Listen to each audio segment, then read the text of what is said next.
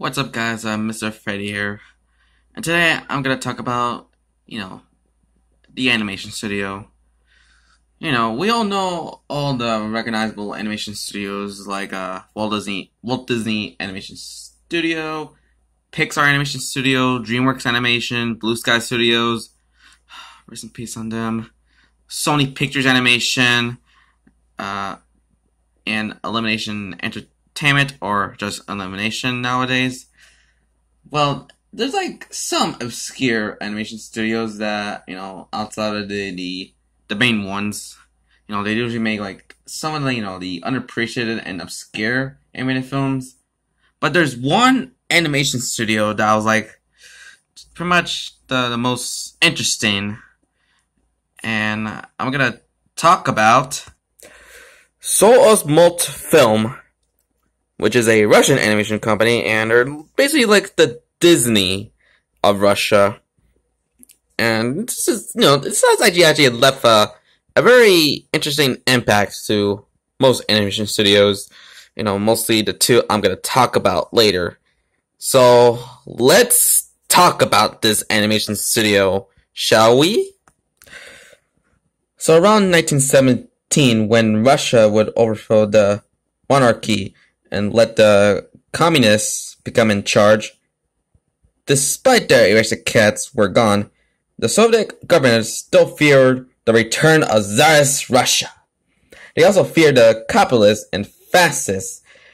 In order to keep them away from their country, they needed propaganda, inspired by an international film festival held by Disney. Yeah, that Disney. In 1934, the communists thought that visual and entertaining propaganda will be best suited for the audiences.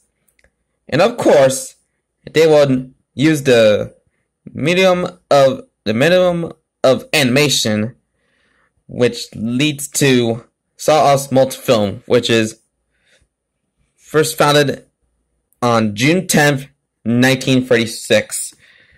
And according to my notes, the studio's propaganda was focused on praising the hometown of Russia and demonized other states, Yeah, back in those days, some studios actually made some propaganda stuff, during the war times, especially Russia.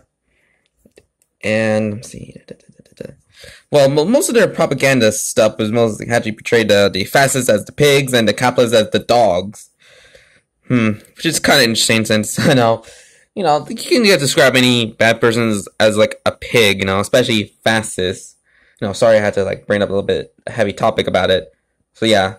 And also, Soyuzmultfilm is actually called Soyuzmultfilm, or children's animation in English, I guess, where, they usually supposed to make propaganda films for children, but it's been changed, in order to, like, made it for all audiences, the greater crowd.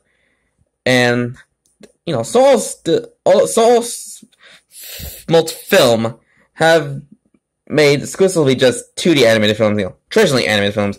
And later on, they make stop motion films, as soon around, like, the 1950s, come along. And the studio just grew quickly in promise and import. Thanks to the 700 employees, where the studio produced over 20 cartoons each year. Like, imagine, like, animation studio just make 20 animated films each year, which that'll be pretty insane, but, only Soyuzmultfilm can do that. So yeah. Also, their first cartoon they made is The Return Son, which it received highly praised reviews for its technical achievement, and also the large variety and artistic freedom that the studio would gain, and because of that, the Soviet government would declare Soyuzmultfilm as the top dog of Russian animation. And around the golden days when World War II is pretty much done, Soyuzmultfilm would bloom with success after success after success after success.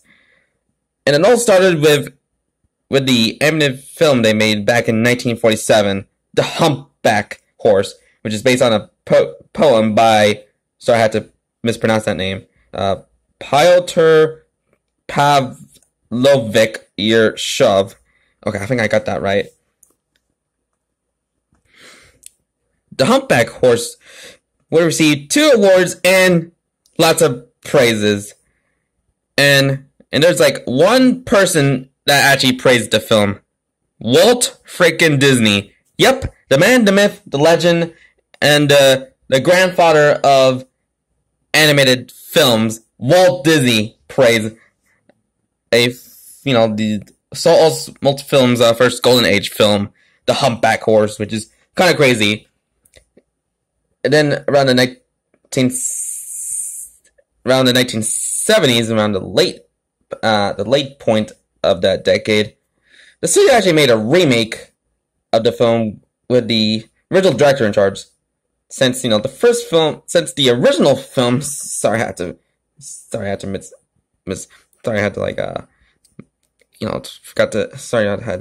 had troubles trying to get this off from the 2 notes. It's gonna be a little bit complicated, so my bad for that. And since the original isn't in a poor shape, it was seen as good, but the remake unfortunately isn't as good as the original. And we go back a bit further around the 1950s, Soyuzmultfilm will make the first adaptation of The Snow Queen before Disney actually made their own, which will be known as a very critically and very recognizable, beloved animated film in recent years, Frozen. Saying that name is kind of gave me some PTSD because of the Let It Go song and so much Frozen merch that had been made around that time. Oh jeez. Such that Frozen 3 is coming out next year, so sorry, I meant around 2027, which is a couple of years from now. So there's that.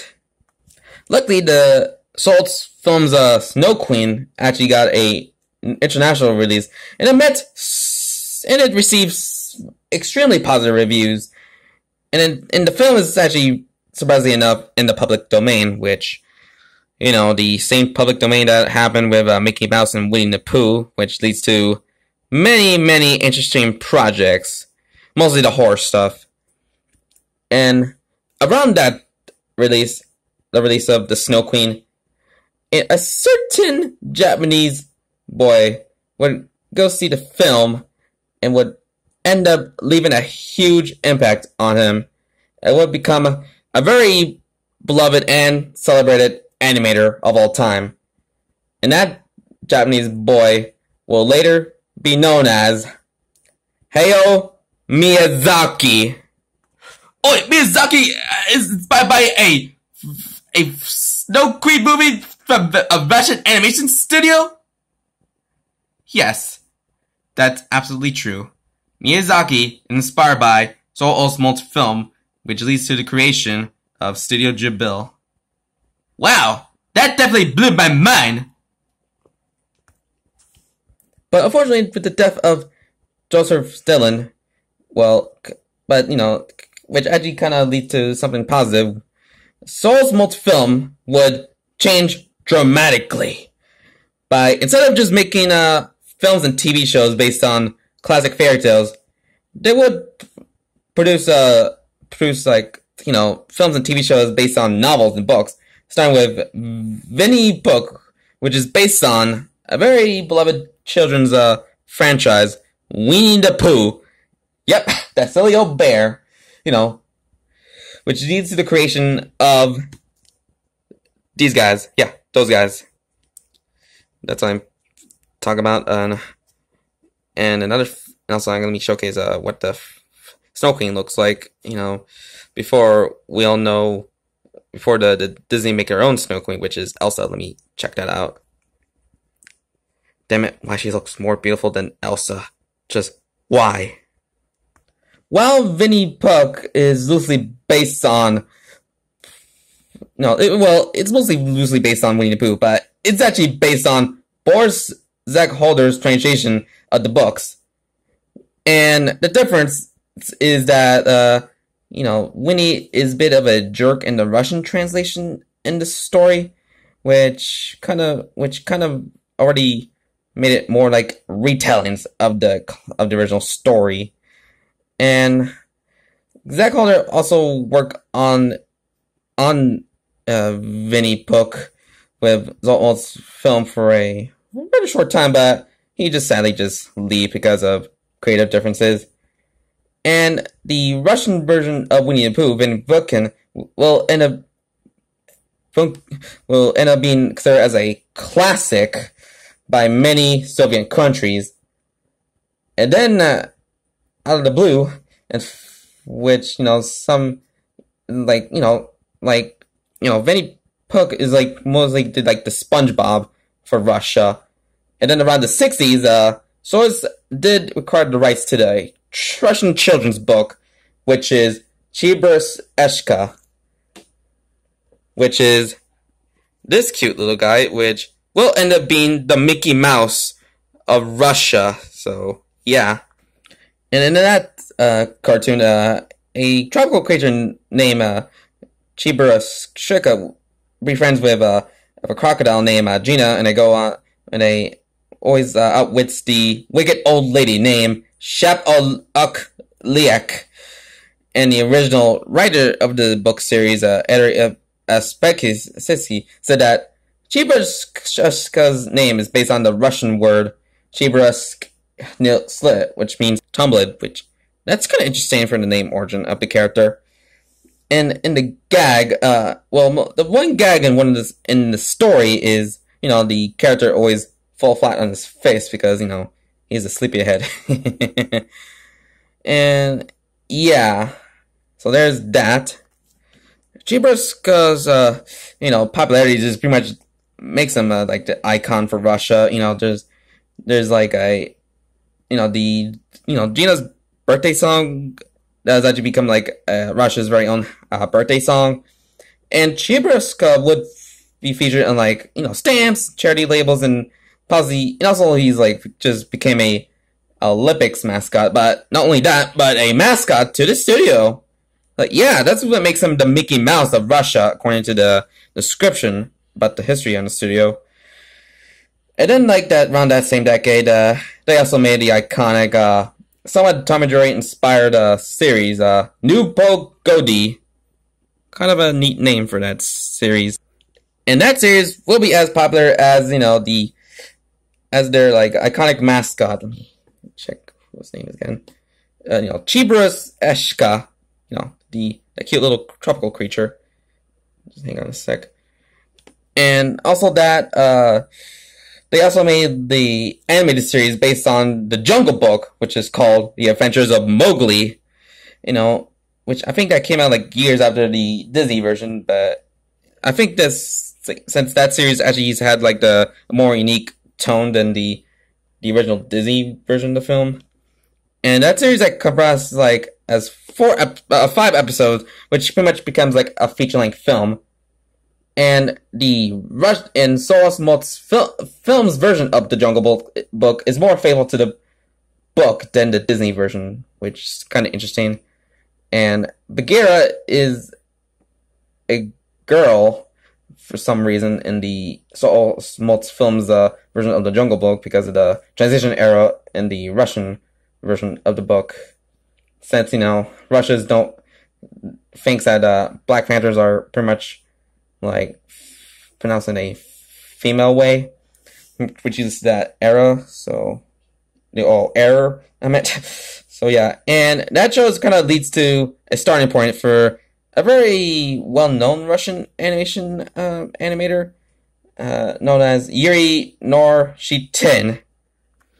And there's another thing that Soyuzmultfilms made that is considered as their magnum opus, Tale of Tales, made by Yuri Norshitin. had been nominated in 1984 at the Los Angeles Animation, which is quite interesting. And, since, it's actually considered as one of the greatest films of all time. Well, greatest animated films of all time, to be exact. And that film is actually about a little wolf who lives in an abandoned house and kind of drools about the past. Very interesting. Think about watching that film someday. And also, they made a short film called Hedgehog in the Fog, which, according to the description about the studio, from what I check, Family Guy pretty much parodied that short, which is kind of hilarious since they actually acknowledged that short. So, yeah. And they also, so they actually been awarded with a Order of the Rising Sun by the Japanese government, which is kind of a wowie zowie moment, since I think Japanese always been appreciate anything from Russia, which is kind of neat. And then things kind of went downhill for Soyuzmultfilm, according to my notes and the description about the studio. Here we go. The studio have suffered a huge decline, because because of the Soviet Union is in a collapsing state, and the government sadly no longer support this Soyuzmultfilm because of that, and things get a bit messy, with the studio has been shrunken dramatically, where 90% of the employees just left, and they only have to make just a handful of cartoons. But it gets worse. They actually pretty much lost the puppet division because it's been destroyed. Gosh darn it. Seriously, imagine if they make more of those puppet films in recent years, if they're still as popular as the golden days for them. So there's that. And the only way to save themselves is actually making a deal with a American company called Films by Joe, which they actually sell Soyuzmultfilms films as cartoons internationally. But from what I heard, the English dubs are pretty much bad. They're kind of felt unwatchable because of since sometimes the original dubs is better than the English version. So yeah, and unfortunately for Soyuz, they didn't get a profit from that deal, which sucks, And the English dubs of their cartoons pretty much did sold well, because come on, English dubs sometimes be inferior than the original Russian dub of their cartoons, so there's that. But also, according to what I read, big name celebrities like Bill Murray, Tiffany Delto, Charlton Heston, and Kathleen Turner are very much a part of the English dubs of the Soyuz films as movies and I think TV shows. And they have some, but at least Soyuz has some success with their cartoons being aired on PBS and Bravo, but they didn't get them so much profit, because they lost the, since the Soviet Union sadly didn't care about the studio around that time, so there's that. But there has been some kind of a copyright war over the studio's mascot, Cheaper Eshka, the cute tropical creature, and the creator, since the Edward Ubusky is the creator of Cheaper, but Leonid Shefarsman thinks that Cheaper might look like the one from the books. Let me check it out. Yeah, that's what he looks like in the books compared to the Soyuz's own version of this character. So yeah. Unfortunately, Soyuzmultfilms have to pay 4.7 million rubles, or I think rubles kind of meant money, to the Edward Ufsky, and Soyuzmultfilm has no choice to just remove the mascot from their logo. which is rather unfortunate. And around 1999, the studios is a bit much smaller than been back in their prime, where there's only like 100 employees, and the quality and quantity on their films and TV shows have declined, where critics and audiences were not so happy with the low quality and lackluster storylines on their recent stuff. So there's that. And many top professionals on the studio have to retire or have to go work in Hollywood instead, since they need like better pay, on there than in Russia. And some of the animators actually make the commercials instead, and I gotta showcase one of the commercials like after this. So yeah, and most of the gadgets have been outdated in like recent years, because of one certain person, Vladimir Putin, in which around 2011, Soyuzmultfilm had to send a letter to the Russian president to beg them for support. And Putin's response is to he'll help the studio. And not only that, Soyuz actually aired the Chiburushka cartoons in Japan in high quality HD, which I think that's the reason why those cartoons are still popular, because of Japan. They really love that cute little tropical creature. And there's also like an anime adaptation on the character, which is kind of interesting.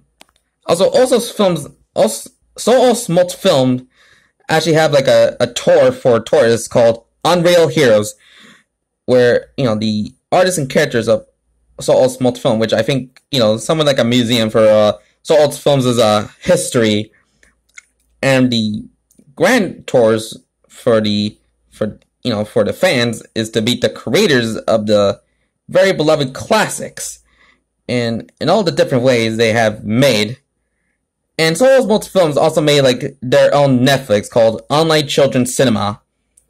And also there's like rumors that Disney is trying to cooperate with Soyuzmultfilm, but those are only rumors, unfortunately. In around the 2000s, Soyuzmultfilm has tried to bring back the stop motion animated film with, tried to bring back the stop motion stuff with, in Russia, called Hoffmann. Let me show the picture of it. Yeah, I swear this is almost have that Artman Studio look. Since I think they're inspired by Artman to make this. So yeah. And that film, Hoffmann and Anada, had been in development for a long decade, because of the puppet animation had been destroyed. So that's explains why it took like a long time to get it out. And they actually brought in acclaimed Russian artist Mikhail Shemakin to help out on the film. And there's like something else about Mikhail Shemakin. Not only he's a painter, but he's also a poet, scientist, musician, sculptor, philosopher, and most importantly, a folk hero. Which is kind of impressive that Mikhail has so many talents in his hands, or his pockets. Yeah, he's basically, from what he refers as, a force to be reckoned with, and the whole premise on the movie is his idea. And in the first half of the movie, it has been shown at St. Petersburg around 2005, and the entire film had over 150 stop-motion puppets, which some of them have been on screen for a few seconds. And the puppets actually, from what I heard, took about less than a month to make. And Shemakin said that they would have done pretty well. Then the film will be finished a bit sooner, but the film crew didn't get that much pay, or didn't even pay. And then like around 2011, from the Russian film magazine, the film took about a couple of, they're almost like nearly finished with the film, and is close to coming out around 2014. But then the production on the film pretty much ended up being a bit longer. And, because Putin didn't, Soyuzmultfilms wants Putin to give them money, but, the Russian government didn't give Soyuz a single nickel, which kind of sucks for the studio because, they need good pay. They need a good amount of pay for that. And from what I heard, Hoffmania will hopefully be finished in the future. And for Soyuzmultfilms, they sound like a pretty interesting animation company. Especially they actually involve left an impact on Miyazaki. Gosh darn, Miyazaki has been inspired by a somewhat popular Russian animation studio. And yeah, so don't have anything else to say, but that was a pretty interesting look back on the very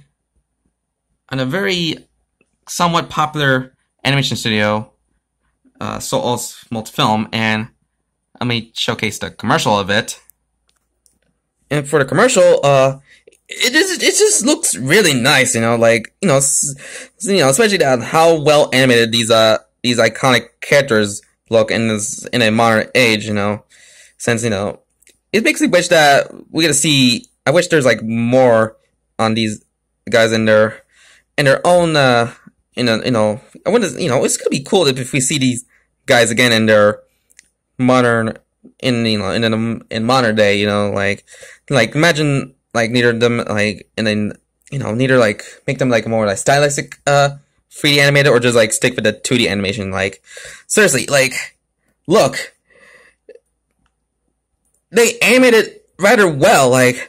Gosh darn it, seriously, we have this that has a well animated, but Disney's Wish kind of struggles making the film entirely 2D animated, despite the complications which make it a 3D animated film instead. So yeah, Soyuzmultfilm, a really important animation studio in their heyday, especially that it left an impact on Miyazaki, which leads to the creation of Studio Ghibli. So yeah, without them, Studio Ghibli won't exist. So yeah, I'm kind of glad that the studio exists because of, Miyazaki. Pretty much, I'm just glad that Studio Ghibli exists because of Soyuzmultfilm is a fan. So yeah. So any of you guys, hope you enjoyed this rather long video. So like and comment this video and subscribe for more content. So this is Mr. Freddy here, and I hope you have a very good day. So see ya.